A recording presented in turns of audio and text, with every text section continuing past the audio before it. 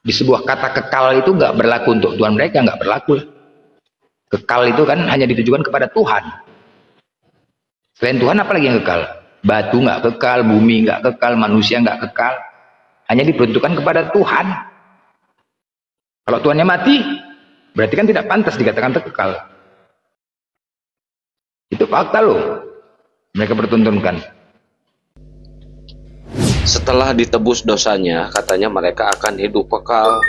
Pas saya lihat di sini banyak makam yang pakai logo salib. Berarti nggak kekal mereka tuh. Ya, entah mana kekekalannya pun nggak ngerti kita kekekalan. Kadang-kadang orang ini apa ya, entah, tapi ya lah. Memang sulit lah kebenaran itu. Lebih percaya karena didoktrin kebencian terhadap Islam. Jadi apa yang kita sampaikan itu mereka nggak pernah menerima. Padahal kita suruh loh buka contoh Nabi Muhammad, ya kan? Entah kenapa ya, mungkin kenapa orang ini selalu menista menghina Nabi Muhammad ya? Karena mungkin iri ya. Satu-satunya makam ya, satu-satunya makam di dunia ini, hanya satu-satunya makam Nabi Muhammad yang dijaga 24 jam dikelilingi emas. Coba bayangkan kalian. Satu-satunya makam, cuman makam Nabi Muhammad, bahkan diziarahi presiden. Kayak menziarahi presiden. Artinya nyata ada seseorang yang dimuliakan. Bisa jadi Yesus tidak seperti itu, makanya ada rasa kecemburuan atau gimana gitu ya, selalu menghina Nabi Muhammad. Padahal fakta. Kalau dibandingkan Yesus dan Nabi Muhammad, apa arkeolog Yesus? Capek aku cari di YouTube. Apa sih? Kalau Nabi Muhammad semua jejaknya ada, rumahnya ada, sepatunya ada, semua sendalnya ada, semua kasut, semua ada, pedangnya ada, meninggalkan jejak. Nah kan? Tapi Yesus mana? Karena kita mau tahu juga.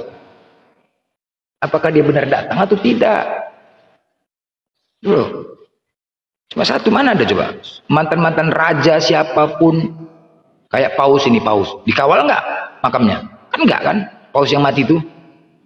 Ada pengawalan nggak? Hanya pemakamannya saja dimuliakan. Tapi saat kematian itu, ada nggak dikawal? Enggak.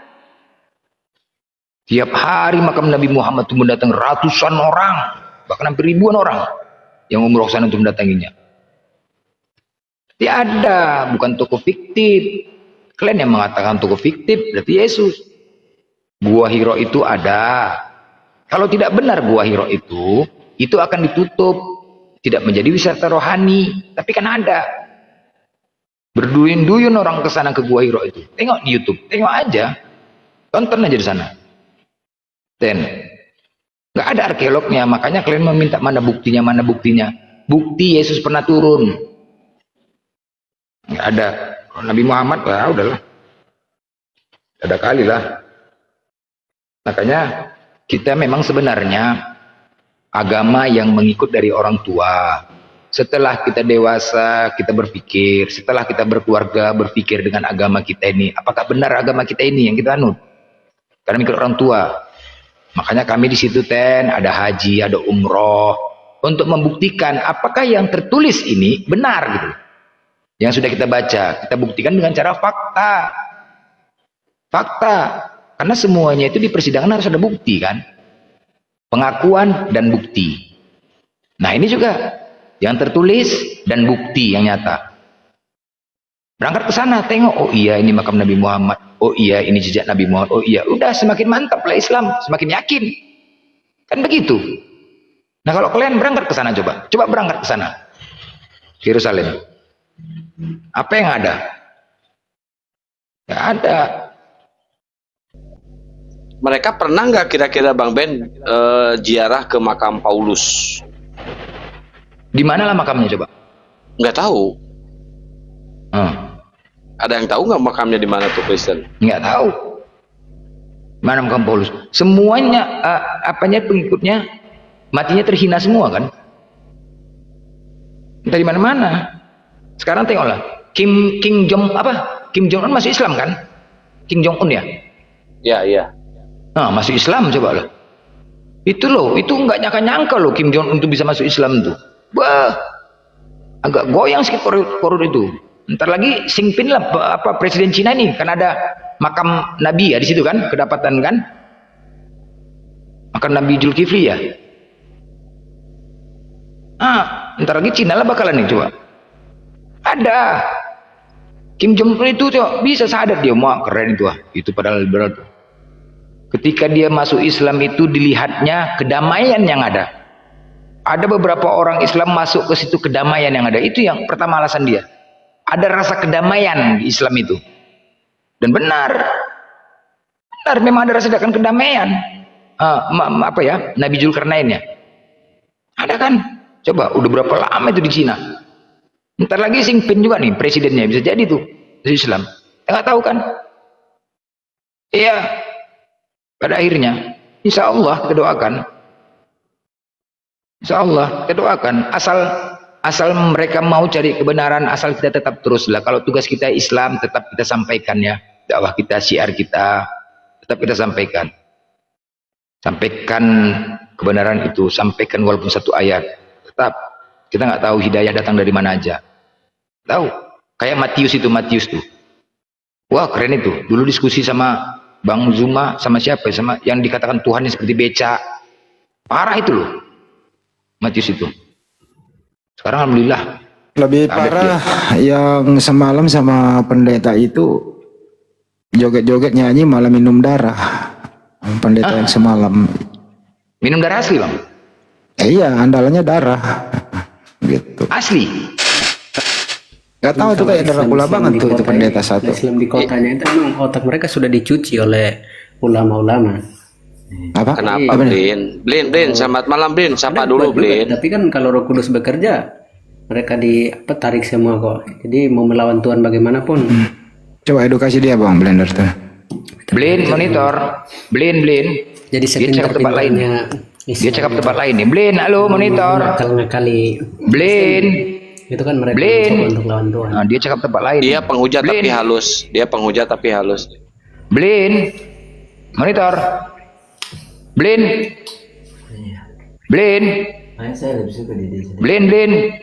Hei. Itu sudah cakap tempat lain nih. Blin. Biar saya mute dulu. Dia cakap tempat lain. Gak apa-apa dia bertanya doang kok dia mah. Cuma emang hujatannya secara halus. Dibaptis lah secepatnya dibaptis supaya emang atau bimbing dulu selama 6 bulan supaya mengerti itu Tuhan gitu loh. Kenapa sih Lubin? Emang lu pikir orang habis dibaptis ngapain gitu? Ada perubahan apa? Baptisnya mencelup baptisnya. Aku tonton videonya. Dicelupkan kepala ke air. Wow. Kayak gitu cara baptisnya. Entah siapa yang ngajarkan itu. Blin, silakan kalau mau bertanya Blin. Lu biasa bertanya kan? Berarti dia mau belajar dulu. Oh ya, memang enggak seperti Islam. Dia lagi ngobrol sama orang tuanya itu. Begitu dia bilang, tapi dia bisa buka tutup mute, artinya dia tahu udah di atas. Kita harus bimbing dia selama 6 bulan. Dia udah di mute aja. Supaya benar-benar mengerti gitu loh. Emang Yesus ini adalah Tuhan. Dia lagi ngobrol sama orang tua aja. Orang tuanya Katolik, dia Protestan. Jadi dia ribut sama orang tuanya gitu. Beda pula dia. Kata orang tuanya, nyesel gue lahirin kayak lu gitu, kayak dia lah. Emang saya minta dilahirkan, akhirnya ribut sama emaknya gitu dia. Kalian nggak tahu masalahnya sih nih anak. Gue yang paling tahu. Soalnya kemarin RT-nya laporan ke gue. Gitu. Ini anak paling durhaka lawan orang tua. Sorry, selamat malam bro. Tuh kan? Malam bro. Iya sorry mengganggu, sorry tadi saya kira sebelumnya. Iya tadi ngobrol sama orang tuamu kan, makanya ibu jangan dilawan. Bukan, saya nggak pernah ngomong dengan orang tua. Barusan aku ngomong sama orang tuamu. Sekarang lagi ngomong dengan temanku ini yang masuk di desa-desa di mana ada orang yang datang kepada Kristus gitu loh. Ya udah. Sekarang Tuhan kamu ada berapa, Blin? Kamu bertanya Tuhan ada berapa? Emang seperti pagan Quraisy yang tuannya 360 berhala? Ya jawab aja, Tuhanmu 1, 2 atau 3. Akan benar kan? Ini bukan pagan Quraisy. Kalau kamu bertanya demikian, ini bukan pagan. Ya lumayan lah. Kalau begitu saya nggak bertanya, saya ngomong aja. Sehingga itu dijadikan satu. Itu bukan. Ya kan saya bilang ini Quraisy kan jelas 360. Niatnya ibunya itu tadinya nggak mau ngeluarin dia dilahirkan, tapi dia brojol juga ya, akhirnya hidup kayak begini. Bentuknya manusia. Tapi waktu pembagian otak dia nggak dapat. Terpaksa Emang ibunya emang ada beli Tuhan otak bagian nyemot, otak? ya dimasukkan ke dalam kepalanya gitu. Emang Tuhan ada bagian otak gitu. Tuh kan, tanya balik kan. Lo justru karena itu Justru karena mempertanyakan nenekmu atau kiper lah membalikan kali ya. apa yang kamu tanyakan itu lebih bagus. Gimana nih Karena Blender nih, hadapi dulu nih orang tanya. pertanyaanmu itu yang cacat-cacat gitu loh. Orang Memang Tuhannya kayak gitu kok. Ini pasiennya si Blender ini mah. Enggak kasih saya si kalau Blender ini namanya, kalau si Blender ini namanya blind spot. Oke. Ya, Oke. buta dia ini. Sekarang Si Blender begini, ini. Anda meyakini Yesus itu Tuhan kan? si Blender ini murid aku, dia sudah banyak belajar dari Ya udah, murid udah nggak ada murid udah. Anda meyakini Yesus itu Tuhan kan? Imrus ini orang gila, nggak bisa diajak begitu, kasih Blender aja. Murid, kau bilang murid. Nah, coba kau tes aku, coba bertanya kau, silakan. Blender. Tanya kau sama aku, coba. Ya, Apa itu Blender? tanya aja lah. Apa yang mau tanya Masa sudah tentang tanya? Islam? Nggak ngerti Nggak pertanyaan. perlu, Di itu sini bukan saya- pertanyaan pintar. Sini saya jawab, Blender itu alat bantu waktu ibumu melahirkan kamu. Gitu. Astaga, perlu dibantu astaga. Ikan dijawab kalau nanya kan. Blender itu artinya waktu ibumu Apakah melahirkan kamu. Bro Blender Itu sebagai alat bantu. setuju dengan jawaban itu? Setuju. Apa yang buat Blender setuju dengan jawaban itu? Setuju, memang kenyataannya. Apa yang bukan tentang Setelah kenyataan, melihat apa tingkah yang buat kau kamu seperti setuju ini, dengan jawaban itu? setelah melihat tingkahmu seperti ini, makanya aku setuju. Lo alasan kamu apa yang membuat kamu setuju dengan alasan itu? Kok bisa? Karena tingkahmu seperti ini. Oh, nggak bisa kamu menjadikan tingkah aku itu sebagai alasan untuk kamu menerima jawaban itu, nggak bisa. Lah, iya, apakah kau sudah dapatkan kebenaran? Sudah. Kan tidak, kan? Tujuan Sudah. Hah? Udah dapat kebenaran? Kan tidak? Amin. Hah? Loh, Amin. kebenaran itu pertama adalah tentang ketuhanan. Sudah benarkah kau mendapatkan Tuhan yang benar? Astaga, makanya itu sempit sekali pemikiranmu itu. Loh, tidak. Makanya tadi kebenarannya kita buktikan. Apakah Sempit kau memang sekali sudah cara mendapatkan berpikirmu. Tuhan yang benar? Kebenaran itu berbicara secara umum, baik itu secara data maupun secara logika. Ya udah, kita buktikan. Secara- Siapa Tuhanmu? Secara Ayo kita buktikan langsung. Ayo kita Bentar buktikan dulu. secara. Kau tadi Bentar mana murid? dulu. Siapa Tuhanmu? secara data Iya, bisa secara dibuktikan. data semua. Ayo kita buktikan secara data. Ayo, Tuhanmu siapa? lalu secara logika juga, secara logika. Iya, logika dan data Sekarang- kita ikutin. Ayo. Sekarang logikanya gini. Kamu buktikan kebenaran itu ada, contohnya logikanya gini. Apakah Tuhan itu wujud? Kau sekarang bertanya tentang siapa? Tuhan. Iya, Oke, saya kita bertanya buktikan. dengan- Kita buktikan Saya kepenguasaan mengajak kamu Tuhanmu dengan Tuhan kita. Pembuktian Tuhan Tuhanmu itu, dengan Tuhan kami. pembuktian kebenaran itu. Oke. Ada dua, data dan logika. Oke. Nah, secara logika Baik. saya bertanya kepada kamu, Tuhan itu wujud atau tidak? Oke. Bagaimana kalau berwujud dikatakan Tuhan kayak kalian gitulah? Saya nggak Hah? bilang berwujud, saya tanya wujud atau tidak. Saya nggak bilang Apanya berwujud. wujud? Apanya yang wujud? Kocak. Ini pertanyaan kecil aja. Justru kau tidak. Apanya yang wujud? Wujud apanya nih sekarang? Pertanyaan kecil Jangan aja. kau Apakah samakan itu Tuhan wujud? kau dengan Tuhan kami. Aku bertanya apakah Tuhan itu wujud, malah kau tanya Iya, berwujud. Malah kau iya, jawab wujud berwujud. siapa? Kan ini kocak. Wujud. gitu loh. Bukan. Ini sekarang wujud itu siapa? Saya jelaskan kepada kamu. Ini murid aku nih. Wujud itu. Nggak perlu kau jelaskan. Berbicara Nggak ada. perlu kau jelaskan. Jangan nggak perlu kau jelaskan. Jangan kau menyimpulkan. Tuhan Saya kami nggak laisa menyimpulkan. kami selihi. Saya Tuhan nggak kami menyimpulkan, esa. tapi Sebentar. saya memberikan Aku jelaskan. pencerahan Jangan kau kepada yang kamu. menyimpulkan. Woi. Jangan kau. Saya- Nggak pantas saya kau nggak menyimpulkan tentang Tuhan menyimpulkan, kami. tapi saya sedang Nggak memberikan pantas. Biar pencerahan aku yang kepada menjelaskan kamu, tentang Tuhanku. supaya kamu ngerti apa itu wujud. Tuhanku namanya Allah. Laisa kamisli, Astaga. tidak ada yang serupa dengan Allah, baik dari hakikat maupun nama. Udah, tidak ada yang serupa. Tuhan kami esa, tidak beranak, tidak pula diperanakan. Oke, nah kalau membuktikan Tuhan kami dan kekuasaannya ada saat ini, ketika Allah mengatakan di surat Toha 14, sungguh aku ini Allah, tiada Tuhan selain aku, maka sembahlah aku dan laksanakanlah sholat. Nah, ini ndak Islam- Dia Islam memerintahkan, ini. dengar, diam Rasanya dulu ini kau. mute Dah. aja. Dia memerintahkan kami untuk melaksanakan sholat, oke? Dan yang bisa kalian lihat sampai saat ini kekuasaan Allah kami adalah waktu dan ketentuan sholat kami ditentukan dari langit dan bumi. Ingat ya, waktu ketentuan dari subuh sampai dengan isya, waktu sholat kami bergiliran seluruh dunia tiada henti, seluruh dunia bergiliran, tidak ada tabrakan. Coba kau buktikan ya, kau buktikan satu orang saja yang bisa mengatur jadwal sholat kami berdasarkan langit dan bumi. Belum ada. Ini yang bisa kau lihat sampai sekarang kekuasaan Allah kami. Karena dialah pemilik langit dan bumi. Salah satu kemarin, waktu perayaan Idul Fitri, Menteri Agama mengumumkan untuk menentukan waktu Idul Fitri itu berdasarkan dari hilal, langit dan bumi. Paham ya? Langit dan bumi menentukannya, bukan sembarang kayak kalian. Itulah bukti kekuasaan Allah kami. Dialah pemilik langit dan bumi. Paham kau? Sekarang tunjukkan di mana Yesus telah menciptakan langit dan bumi. Silakan. Nah, terima kasih. Tolong jangan di-mute teman-temannya. Si Blender ini terlalu jauh. Kau Tunjukkan. Giliran kau yang ditanya. Kau Aja yang kan jawab. Kalau nggak mau diskusi ya udah kan nggak usah aja menolak sendiri aja gitu loh. Ya udah kau jawab aja lah. Giliranmu yang Kalau ngomong. memang nggak mau diskusi ya udah menolak sendiri aja. Sekarang giliranmu yang ngomong ditanya di mana Yesus Saya turun menciptakan daripada langit mute. dan bumi. Ya udah saya turun aja daripada main. Ya silakan turun. Nggak ada Kembali guna. ke orang Nggak ada yang guna. ngomong. Islam kan Satu. gini nggak Cuek, ada. cuek, cuek, cuek, cuek, Kamu saya turun aja. cuek, Terima kasih. cuek, cuek. Semoga sehat. Kalau mau Kau bertanya, ludah. kau- Hendak kau ludah kudus. Ludah kudus. Anda udah bertanya dijawab. Anda lagi di mana Yesus menciptakan langit dan bumi? Anda lagi yang ngomong. Jawabannya apa? Melingkar-lingkar memang orang-orang kayak begini ya. Bang Handi habis makan jengkol ya? Bau ya? Bau pete. Bau minyak rem, aku baru minum minyak rem. Iya. Banyak bukti-bukti kekuasaan Allah kami itu. Banyak. Tapi memang kalian sulit menolak kebenaran. Begitulah. Banyak yang kalian bisa lihat di depan mata kepala kalian sampai saat ini. Kalian lihat aja. Jadwal sholat Jumat kami. Oh, Jakarta udah mulai. Di sini belum. Buka puasa gitu juga. Pertama daerah timur. Bergiliran terus. Terus berputar.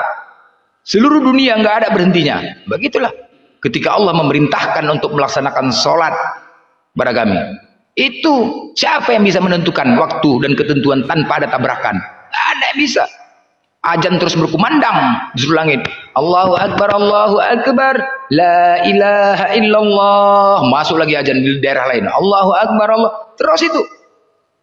Makanya berkumandang. Itulah bukti kekuasaan Allah kami. Kenapa? Dialah penguasa langit dan bumi. Dialah pemilik langit dan bumi. Sekarang mana Yesus menciptakan langit dan bumi? Mana? Buktikan kepada kami. Sebenarnya itu kalau Kristen ini punya sedikit akal, mensyukuri nikmat Allah Subhanahu wa taala terhadap Republik Indonesia yang kita cintai bersama ini, dia mestinya bersyukur kepada umat Islam, bersyukur kepada ajaran Islam. Karena Indonesia berdiri ini dirahmati oleh Allah Subhanahu wa taala. Bukan dirahmati oleh Yesus. Jadi Tuhannya Kristen itu yang nama Yesus tidak pernah merahmati negeri ini. Itu intinya. Mana ada ya kata Yesus di negara kita, baik di dasar negara maupun di pembukaan. Enggak ada. Dan tidak ada satupun negara di dunia ini gitu, ya, undang-undangnya, dasar negaranya itu diadopsi dari Bible. Kebanyakan identik dengan Al-Quran. Tapi mereka ini memang sudah terinfeksi dengan sibilisis. Apapun kebenaran itu ya diingkari, menutupi, ya itu kan memang wajar disebut kafir. Kebenaran Islam, ajaran Islam ya ditutupi oleh mereka dengan kesombongannya. Makhluk apakah yang sombong dan membuat orang sombong? Ya sibilisis. Sibilisis disuruh untuk menghormat kepada Nabi Adam, sibilisis nggak mau. Kata sibilisis, ngapain gue menghormat kepada Nabi Adam? Nabi Adam terbuat dari tanah, aku dari api, tinggiin gua gitu loh. Nah, sombonglah mereka. Beranak cuculah iblis ini di muka bumi ini untuk melawan semua ajaran-ajaran para nabi. Tapi membolak-balikan ajaran para nabi, terus mengatakan ini ajaran nabi. Inilah namanya sibilisis. Alhamdulillah kami sebagai umat Islam 5 kali sehari kami mengusir dia. Ya, wajib hukumnya 5 kali sehari umat Islam mengusir si ISIS. Kalau mereka enggak berbahagia bersama si ISIS. Ya kenyataannya kayak tadi. Ngoceh aja kayak burung beo yang habis kakinya patah satu gitu. Jadi sekali lagi ya teman-teman Kristen dimanapun Anda berada, mari kita diskusi baik-baik. Syukuri loh, Indonesia ini merdeka berkat rahmat Allah yang Maha Kuasa. Dan didorong oleh keinginan luhur supaya kita berkepribadian. Hidup dengan baik gitu. Jadi negeri ini itu negeri tauhid. Negeri bertuhan. Tuhannya negeri ini Allah Subhanahu wa Ta'ala, bukan Yesus. Ini kalau mau diskusi kebangsaan, ya kita paralelkan dengan kitab suci, ya Bible nggak masuk. Ya, diskusi kebangsaan diparalelkan dengan kitab suci, baik pra kemerdekaan maupun mengisi kemerdekaan, ya semua diadopsi dari Al-Quran. Mana ada dari Bible? Contoh satu, misalnya dalam waktu Belanda datang menjajah Nusantara, kita pakai data di Bible. Kasihilah musuhmu, doakanlah mereka. Nah bagaimana Indonesia merdeka kalau bersahabat dan mengasihi musuh? Bahkan satu gereja dengan musuh, gimana mau merdeka? Malah ditindas kita. Untung ada ajaran Islam, bagaimana Nabi Muhammad SAW mengajarkan kita menghadapi musuh, menginjak hak asasi, menginjak hak-hak kita, merampok harta benda kita, milik kita. Bagaimana cara menghadapinya? Ya pakai strategi dan tidak brutal, yang melawan saja, yang mengancam saja, yang merusak saja, yang kita basmi. Orang tua, perempuan, anak-anak, kakek dan nenek, dan orang yang sudah menyerah diberikan tempat yang layak dan tidak dirusak rumah ibadah mereka. Bahkan tanaman pun nggak boleh, karena di dalam Al-Quran dijelaskan membunuh satu orang itu yang tidak bersalah sama dengan membunuh semua umat manusia. Berbeda dengan mereka, membunuh orang yang tidak bersalah sekaligus mengutuknya, mereka terbebas dari dosa. Kebalik ini teman-teman, harus sadar semua teman-teman ya. Kebalik. Saya ulang sekali lagi ya. Kalau ajaran Islam itu membunuh satu orang, atau saya perhalus, bikin metong satu orang yang tidak bersalah, itu sama dengan bikin metong semua umat manusia. Tapi di sebelah tetangga kita ada orang yang tidak bersalah, dibikin metong, dibikin terkutuk untuk menebus dosa mereka. Ini keadilannya mana gitu loh. Nah bagaimana mau diadopsi keadilan sosial bagi seluruh rakyat Indonesia dengan cara begini? Nggak bisa. Tapi mereka tetap menghirup udara segar, hidup di republik ini damai, dinaungi oleh ajaran Islam, dengan kita toleran, bagimu agamamu, bagi kami agama kami. Tapi apa yang mereka lakukan? Tetap mereka mengatakan kami korban, kami minoritas, kami selalu diintimidasi. Padahal dia sendiri nggak ngaca. Apa itu? Lihat terjemahan Bible mereka. Siapa pelaku atas kekisruhan selama ini? Ya ada satu lembaga Bible Indonesia itu yang membuat kekisruhan. Dia tidak mau sadar dalam hal menerjemah supaya tidak ada senggol-senggolan lagi gitu. Mereka tetap memakai sampulnya. Aduh, taruh baterai gue 5% tunggu. Oke, mereka masih tetap tidak sadar sampulnya berubah menjadi Alkitab. Tadinya Bible yang dibawa oleh Belanda. Mereka nggak sadar, tetap ngotot. Ngapain sih kalian usilin kami? Bukan ngusilin coy. Tapi ingin tuh Anda ngerti gitu loh. Sering kita diskusikan, Bible berbeda makna dengan Alkitab, jauh sekali. Bible itu kumpulan buku-buku. Apa buku apa yang dikumpul? Ya buku karangan ini, karangan itu, karangan ini dikumpul jadi satu menjadi Biblos, menjadi Bible atau Open Biblika dan seterusnya itu. Masuk ke Republik ini karena mayoritas Islam, dirubah tampilannya mirip-mirip Al-Quran. Nah memang diganti menjadi Alkitab. Karena Alkitab nama lain daripada Al-Quran. Ini kan politik namanya, licik. Supaya apa? Supaya daerah jajahan ini yang mayoritas Islam itu bisa terpengaruh. Kalian umat Islam, masihkah Anda ingin kalau sampulnya diganti Biblos atau Biblos? Asing kan buat kalian? Jangankan kita yang umat Islam, mereka aja asing. Nenek-nenek di kampung, kalau misalnya di daerah Blender itu mungkin saudaranya ada yang memeluk Kristen, kakek-kakek, nenek-nenek dikasih Bible,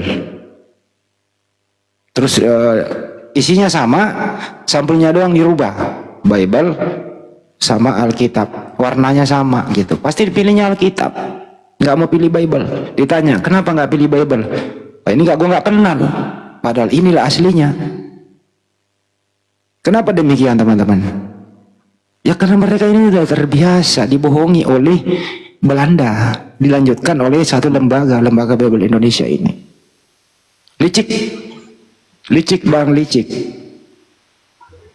Kedua isinya, baru pembukaan ya di Yohanes 1, dirubah juga. In harke in hologos, kayak hologos in partonteon, kayak teon in hologos. Ini coba. Kalau dikasih aslinya, mana ada orang tertarik. Membacanya susah, menghafalnya susah. Supaya mengelabui diganti terjemahannya. Pada mulanya adalah firman. Firman itu bersama-sama dengan Allah. Firman itu adalah Allah. Ini cocoknya dari mana ini terjemahan Belanda? Cocoknya terjemahan ini dari mana Anda Warceng? Hai bos-bos LAI, dari mana ini kau ini?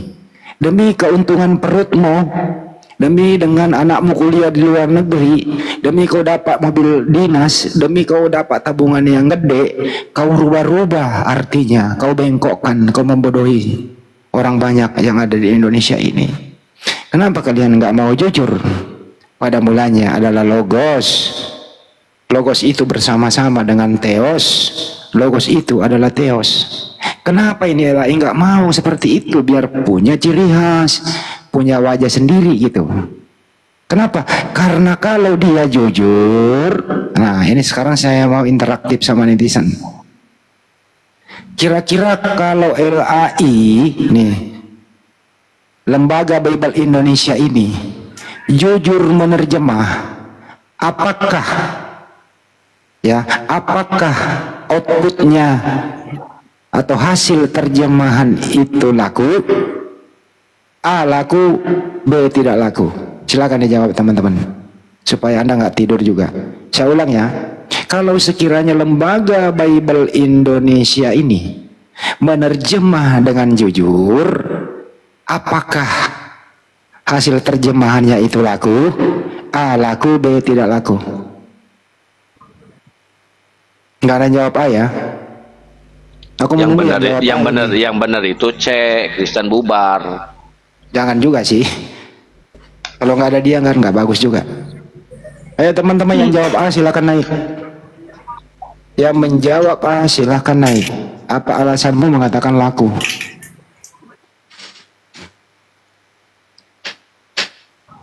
Nggak ada jawab A ya. Mana mungkin laku? Nggak laku lah, Mikana aja pun mesti pakai atribut hijab, ya kan? Biar supaya laku. Nggak laku. Kok nggak ada yang jawab A ya, Belender ya? Nggak ada jawab A, kenapa? Oten ini nunggu Oten. Ayo Oten yang jawab A silakan naik. Kita diskusi baik-baik. Ku ajari kau dengan jujur. Kenapa demikian? Kita lihat ya. Ada beberapa scholar-scholar mereka di luar daripada Lembaga Bible Indonesia. Seperti Pendeta Yakub Sulistyo, Aldo, dan banyaklah yang Beni. Ada kurang lebih ada 200 pendeta sih itu yang tidak pro lagi kepada output LBI ini. Mereka menerjemahkan sendiri ya dengan jujur gitu ya. Tidak ada lagi senggol-senggolan istilah Islam. Mereka ganti sampulnya menjadi buku suci. Si Aldo punya ya, atau buku suci atau kitab suci, terserah. Tidak ada lagi Alkitab. Di dalamnya semua nol, zero kata istilah Islam di dalamnya, zero. Kata Allah, kata Nabi, kata Rasul gitu, zero semua. Mereka sudah terbit khusus untuk PB dulu sama Aldo. Laku atau enggak? Enggak laku. Kalau jujur menerjemah itu enggak laku. Gitu. Tapi kalau tidak jujur harus dipelintir sedikit agar berbau Islam. Pertama, laku. Yang kedua, ada unsur manipulasi, ada unsur misionarisnya gitu loh. Karena daerah sasarannya mayoritas Islam. Coba pindah ke Bali, diterjemahkan ke Bali, hilang lagi kata Allahnya bro. Pindah ke Bali, dia diterjemahkan bahasa Bali, hilang kata Allahnya di sana menjadi Sang Yang Widi. Pindah ke daerahnya Blender, bahasa Batak, hilang lagi kata Allahnya menjadi apa? Debata. Jadi tergantung kondisi, atau saya ulang, tergantung situasi dan kondisi dan toleransi. Bunda Rama jangan disingkat, nggak enak didengar gitu loh. Jadi kalau dia di Jepang, nggak ada kata Allah, terpengaruh dengan Shinto. Di Eropa itu tergantung, terpengaruh dengan budaya, bahasanya bahasa Inggris, menjadi God. Menjadi God di sana. Dia terjemahnya King James Version. Nggak ada kata Allah, nggak ada kata Theos, gitu loh. Kenapa di Indonesia mempergunakan kata Allah? Ya karena sembahan umat Islam Allah Subhanahu wa Ta'ala. Dia harus dimirip-miripkan dikit. Tapi anehnya, setelah ditelusuri semakin mendalam, ternyata Allah yang dia maksud itu bukan nama coy. Bukan generic name. Tapi bukan proper name, tapi generic name, maaf. Artinya bukan nama, tapi sebutan atau jabatan. Jadi seperti Presiden Prabowo. Allah ini presiden. Contoh ya, mereka pendeta-pendeta kucuk semua ini, udah botak, udah bau tanah, masih nggak mau belajar. Allah kita nih, Allah Bapa, Allah Anak, Allah Roh Kudus. Ya kan belum. Tapi mereka nggak bisa buktikan ya bang ya, nggak bisa. Kan? Nah itu masalahnya. Kenapa nggak ngomong, Tuhan kita, Tuhan Bapa, Tuhan Anak, Tuhan Roh Kudus, clear. Kenapa lu bawa-bawa sembahannya umat Islam, pendeta, botak, bodoh, tohol, kucuk? Maju di sini pendeta. Dari mana kau belajar itu Allah Bapa, Allah Anak? Dari mana itu bahasa? Kagak ada itu. Ditinjau dari segi linguistik, ditinjau dari segi original teks, kritik teks, apapun pendekatannya itu, ini bahasa nggak enak didengar, menyinggung umat Islam, sangat-sangat menyinggung kami. Nama Tuhan yang kami sembah Allah, kau rubah sebutannya menjadi Allah, Allah Bapa. Dari mana dasar hukumnya kau pakai itu? Dibawa kemanapun Anda akan memalukan. Makanya orang-orang yang ngerti itu tidak mau masuk di sini. Bambang Nurseno misalnya, Rita Wahyu misalnya, penggede LAI misalnya, nggak mau diskusi di sini. Tak kulitin semuanya, dikulitin gitu loh, dengan satu pertanyaan. Kenapa Theos itu lu terjemahin menjadi Allah dari mana? Paling jawabannya kan sebelum Islam ada kan Kristen Arab udah pakai dulu. Kenapa kau menerjemah ke Arab dulu baru balik ke Indonesia? Arab itu di sana tetap alif lam lam ha. Di sana tetap nama. Nama di sana. Ya inilah mereka teman-teman. Jadi harus kita menghadapi mereka dengan santun, menghadapi mereka dengan edukasi tentunya. Tapi kalau udah kumpulan wong edan badanai ya, wong sedeng badanai ya, kita juga punya rasa toh. Tindakan preventif kita ambil gitu. Kalau sudah persuasif nggak mau ya kita ambil tindakan. Jadi umat Islam ini jangan mundur dalam hal kebenaran, karena mereka ini memang cenderung terjemahan yang provokatif. Dia yang berbuat terus dia bilang dirinya sendiri korban, kalau dia pelaku.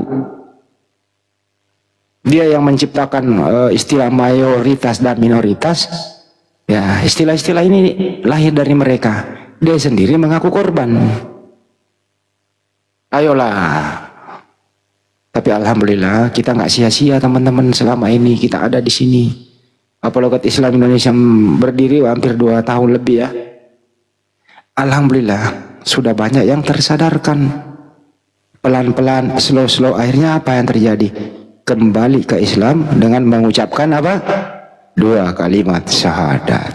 Sekian dari saya istirahat dulu sejenak karena saya haus. Caranya apa? Kalau haus biasanya saya itu minum minyak rem sebentar. Lanjut. Minyak rem. Padahal data nama Allah itu, Waalaikumsalam warahmatullahi wabarakatuh. Padahal data menyatakan proper name Allah itu, cobalah.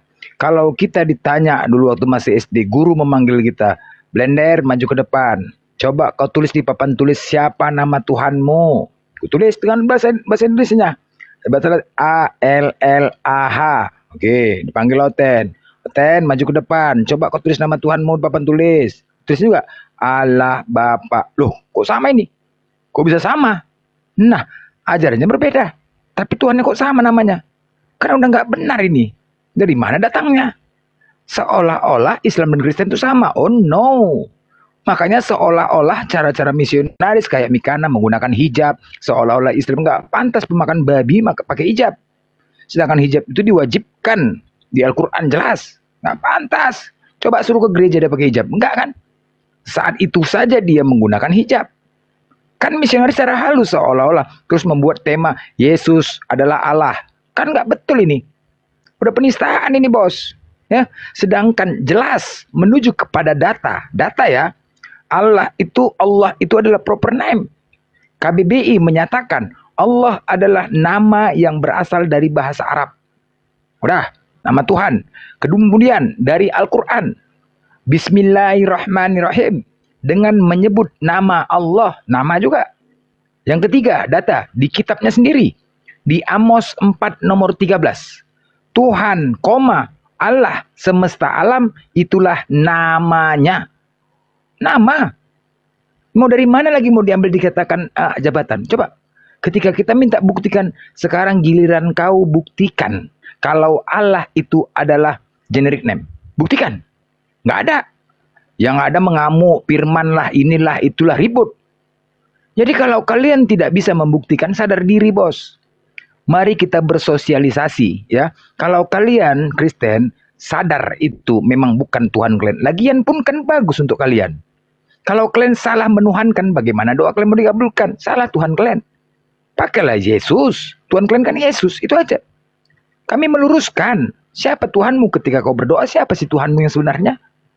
Kan untuk kebaikan. Kalau kalian sadar dengan itu, mari bersosialisasi. Kita pun nggak mau berdebat. Silahkan kau sampaikan kepada keluarga-keluargamu. Itu aja.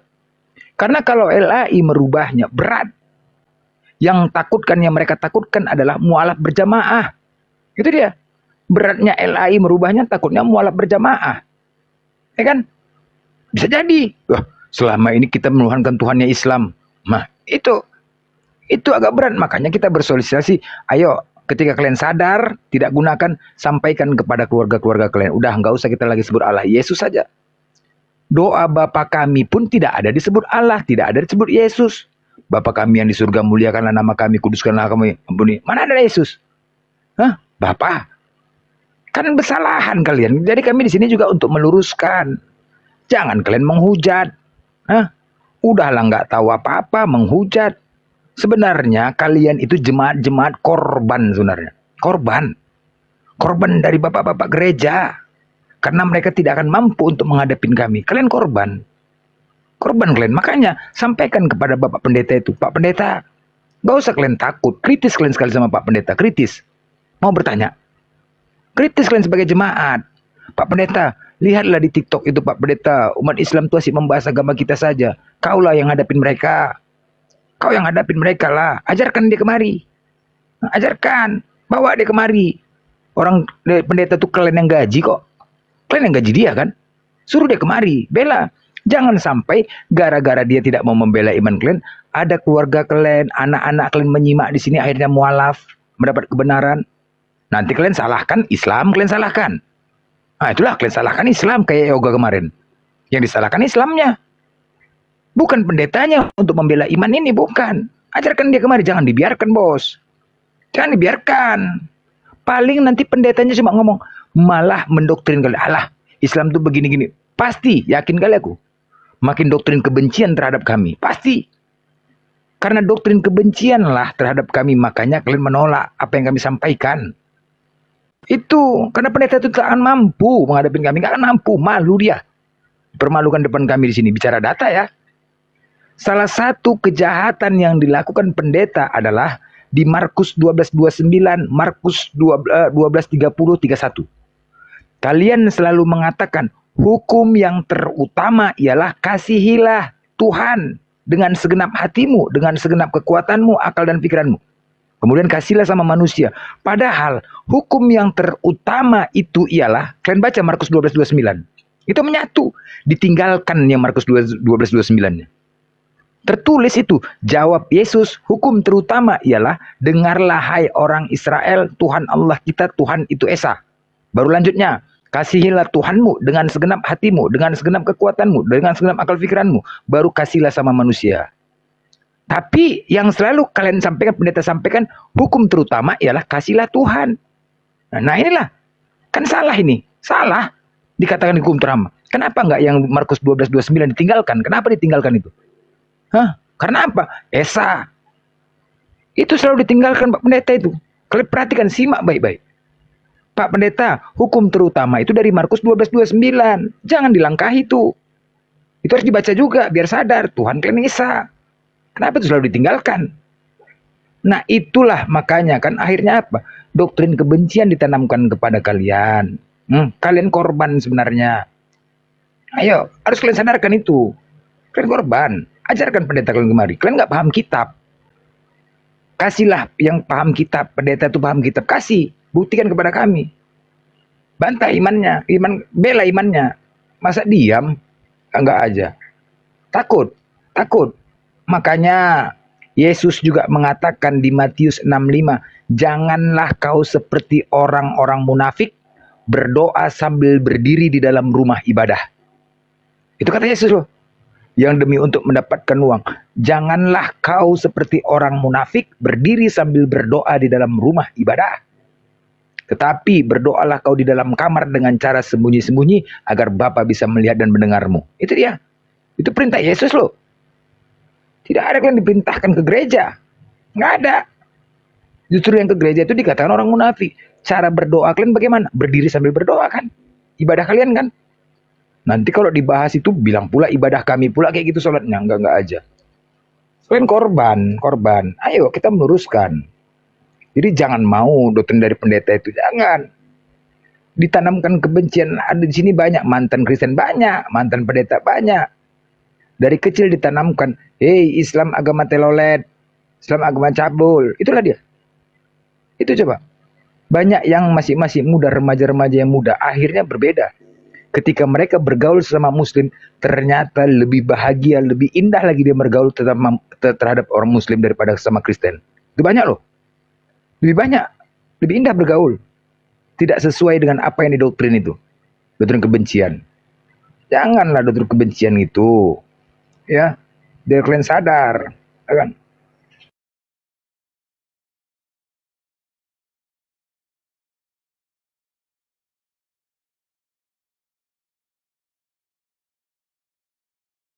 Cek, cek, 1, 2, 3. Mana nih OT-nya nih?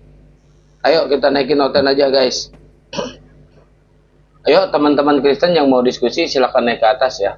Kita diskusi santai aja, jangan ada hujatan, jangan ada caci maki atau kebencian ya. Biar apa? Biar toleransi kita tetap terjaga ya.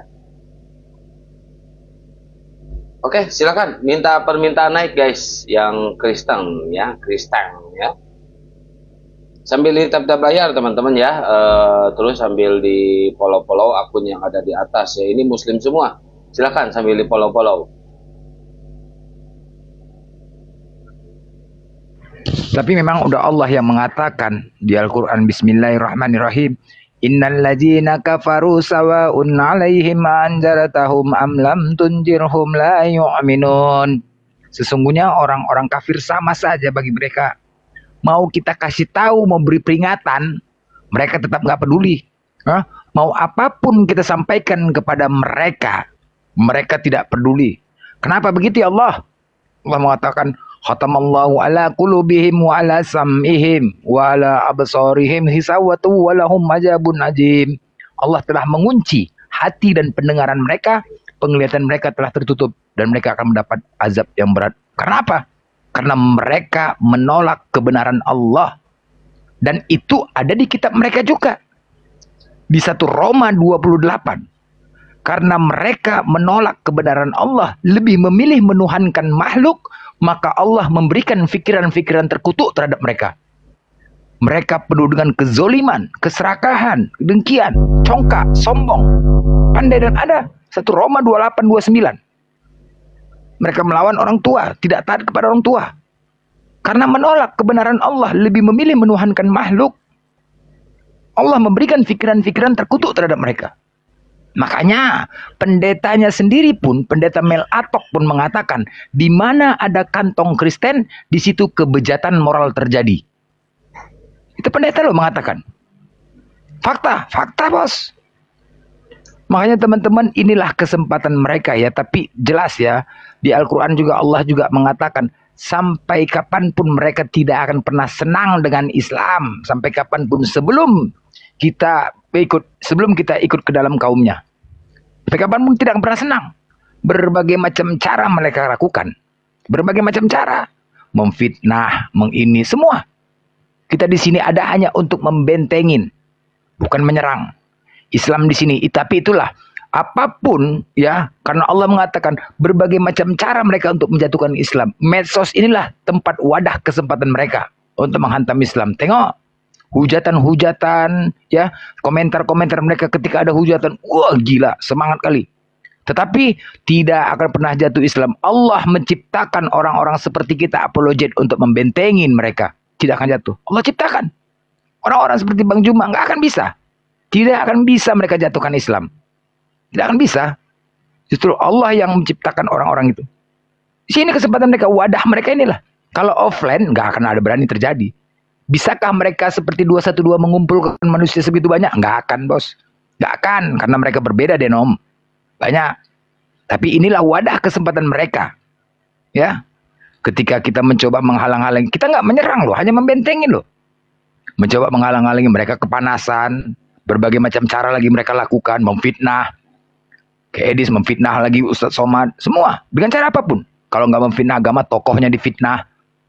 Karena begitu. Karena memang ajarannya seperti itu. Ya, mereka tidak akan senang dengan kita sampai kapanpun. Nggak akan. Sampai kiamat pun tidak akan pernah senang. Tapi kita di sini aja, kita sistemnya defensif, tidak menyerang. Islam tidak menyerang. Tapi ketika mereka menghina, kita serang balik. Kita juga nggak terima. Dulu Nabi Muhammad ketika perang Uhud itu saat apa? Saat mereka sudah sewenang-wenang terhadap umat Islam. Maka Nabi Muhammad tegakkan perang. Itu. Jadi jangan sewenang-wenang. Masih minoritas saja pun sudah seperti ini. Apalagi mayoritas. Masih minoritas. Itu kita jaga di sini. Kita jaga. Karena memang tidak ada ajaran mereka. Hukum Taurat itulah aturan-aturan. Yesus datang membawa hukum Taurat. Aturan diberikan kepada manusia agar manusia itu menjadi baik. Jangan berzina, jangan mencuri. Itu kan aturan yang baik kepada manusia. Tapi ternyata dihilangkan. Atas dasar apa?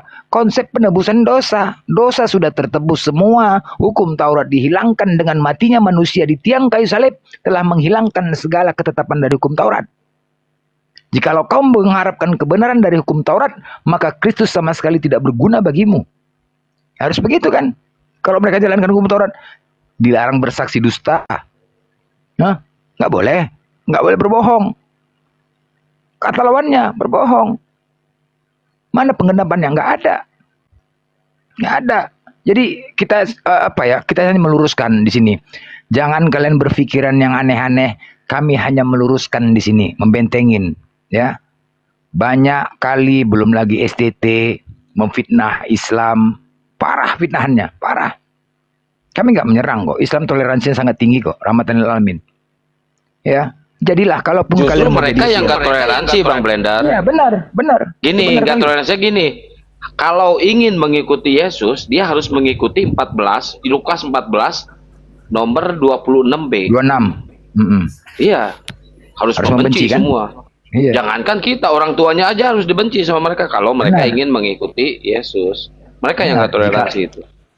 Jikalau kau mengharapkan kebenaran, jika kau datang kepadaku tidak membenci bapak, ibu, saudara, bahkan diri sendiri, kau bukan dikatakan murid Yesus. Itu dia. Jadi mana yang mau dipegang?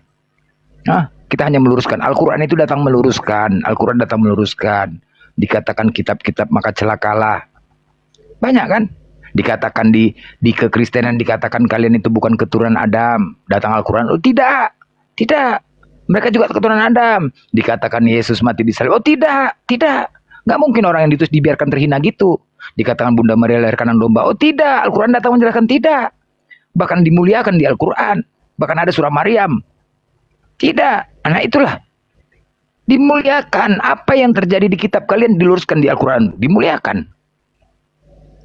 Tapi justru kalian lebih mau terhina. Aku kadang aneh. Lebih mau terhina daripada dimuliakan. Kan lucu. Al-Quran datang meluruskan dari kitab-kitab sebelumnya. Tapi kalian lebih mau terhina, lebih mau Tuhan itu mati, terhina, dipukul. Aduh. Bacalah kitab kalian. Baca. Cuma elah inilah yang merusak semua. Cuman berdasarkan dulu, itulah karena tidak bisa masuk ke Indonesia. Aku pun bingung juga, kenapa sih nggak ada buku sejarah Kristen itu masuk ke Indonesia? Kenapa nggak ada? Mungkin parah kali mungkin bisa jadi ya. Makanya nama Allah itu hanya ada di Malaysia dan Indonesia. Ketika penerjemah itu kitab itu dari Malaysia, Abdullah Munsi, dia yang menerjemahkan, membuat istilah-istilah Islam agar bisa diterima di Indonesia. Tapi itu tergantung Bang Blen, tergantung mayoritas agama itu menyebut nama Tuhannya itu apa. Kalau misalkan di negara Garut ya atau Cianjur menyebut nama Tuhannya Somad, mereka akan ngikutin nama Tuhannya Somad. Pada mulanya adalah Somad bersama-sama dengan Jajang, dan Jajang menjadi Somad. Ngikutin karena ada misi di situ. Benar, karena pengikut. Nah benar itu. Nggak bisa, cuman negara lain nggak ada pakai nama Allah. Amerika semua pakai Father God. Cuman Indonesia sama Malaysia aja. Sama Allah ini. Suka-suka hati kalian aja kalian pakai. Allah beranak lah. Allah memiliki Matius 1 itu. Allah memiliki anak. Wah. Penghinaan ini. Dan kalian tidak bisa buktikan. Kalau itu Allah itu Tuhan kalian gitu loh. Kalau bisa buktikan kan parah ini. Parah ini. Kenapa bisa datang ada? Karena dasar kami juga kalian nggak bisa melarang kami ya. Ketika ada kemungkaran kami nggak boleh diam. Menurut iman kami, ajaran kami ya. Ketika kami meninggal mati, pertama kali ditanya, Marabbuka, siapa nama Tuhanmu? Itu pertama tanya. Ketika aku katakan Allah, hei, ada nama Allah dinistakan situ masih pantas kau katakan nama Tuhanmu Allah. Nah, kau biarkan? Kan enggak. Enggak bisa dibiarkan, bos. Cuman butuh sosialisasi kesadaran. Memang sulit. Oh enak kalau Muslim ditanya sama malaikat di alam kubur. Man Robuka, siapa nama Tuhanmu? Allah Subhanahu wa Ta'ala. Coba kalau si Kepas atau Oten ditanya, Man Robuka, siapa nama Tuhanmu? Bentar, Kat. Bentar, imani dulu. Jadi gini, Kat. Pada mulanya adalah Firman bersama-sama. Gini, sabar, Kat. Gitu kan pasti tuh, muter-muter. Baru sabar, masuklah ketepak katanya. Langsung kena, rahang ginjal bengkok. Bengkok rahang sama ginjal. Kepas. Mana surgaku? Jangankan kita, malaikat aja diajak debat sama mereka. Iya, malaikat. Ada tuh loh. Di daerah timur ada loh. Ada juga yang mempercayai. Mereka mati pernah bawa parang loh. Taruh di situ. Bener loh. Mengawal malaikat. Artinya mereka percaya juga tentang Islam ini. Buktinya mereka pakai ketika gempa Allahu Akbar. Allahu Akbar. Alhamdulillah. Ya kan? Pendeta pakai itu. Ketika gempa saja Allahu Akbar. Ketika nyanyi-nyanyi, joget-joget. Yang susah-susahnya aja. Makanya kadang-kadang apa ya? Aku perhatikan ya. Ini sebagai tanda tanya juga ya. Kenapa sih kejadian bencana alam itu selalu di akhir tahun? Ini menjadi pertanyaan aku nih. Kenapa sih perhatikan ya, kejadian bencana alam itu selalu di akhir tahun? Kenapa sih? Karena bencana itu kan datangnya dari Allah. Nah, ini dugaanku, ya kan? Dugaanku di seluruh dunia merayakan hari kelahiran Tuhan. Loh, ini sangat merendahkan Allah. Ya, ini bisa jadi ya, sangat merendahkan Allah. Allah memberikan teguran. Bisa jadi. Kan begitu. Itu kata si Kepas karena tutup buku katanya. Tuhan punya buku, guys. Kayak anak sekolah itu Tuhan. Kepas. Kalau kau dia nggak perlu iblis dalam Kepas ini udah parah. Ketua PAC, DPP, DPW semua udah parah, berat kalau Kepas nih. Ketua semua, ketua iblis. Ya kan? Berat udah. Ya kan? Kenapa akhir tahun seperti itu? Dan kemudian itu kan kemungkaran. Semua ibadah kita Hindu bersemedi, khusyuk semua. Buddha juga diem, Yahudi juga, Islam juga diem, khusyuk semua. Giliran Kristen, dungdang, bumpare. Waduh mah, coba joget aja kan.